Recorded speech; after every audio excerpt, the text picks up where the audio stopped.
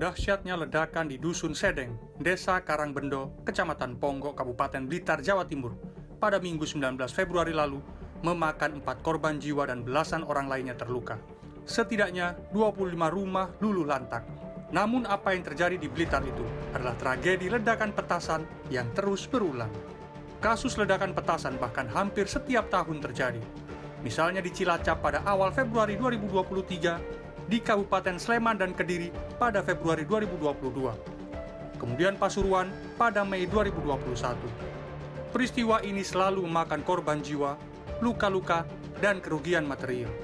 Musababnya adalah bahan pembuat petasan dijual bebas di pasaran. Bahan kimia itu sifatnya netral, Pak. Untuk bisa jadi bahan peledak itu biasanya dia punya komposisi tertentu. Nah, kalau dalam bentuk bubuk mesiu, dia tidak jualnya bubuk mesiu, tetapi dia ngeramu sendiri. Dia campur A, tambah B, tambah C tadi, sehingga dia berefek low explosive. Nah, di pasar, kalau jenengan lihat aja, kalau misalkan ke Tokopedia aja lah, kalium nitrat dijual, ini biasanya untuk pupuk juga ini. Ledakan terjadi karena tidak ada standar penanganan bahan mudah meledak. Para produsen petasan itu meracik, menyimpan, dan mengemas bahan-bahan kimia hingga menjadi bubuk mesiu dengan serampangan. Freddy mencontohkan, para pelaku seenaknya merokok ketika meracik bahan kimia berbahaya. Di lokasi kejadian, juga ditemukan bahan peledak di dalam panci yang memiliki daya ledak tinggi atau high explosive. Ia menduga, ledakan dahsyat terjadi disebabkan beberapa faktor. Pertama, jumlah bahan peledak dan komposisi racikannya yang ada di rumah tersebut. Kemudian, ruang penyimpanan yang bisa menciptakan daya tekanan tinggi dan dikombinasi sulutan api hingga menciptakan ledakan besar.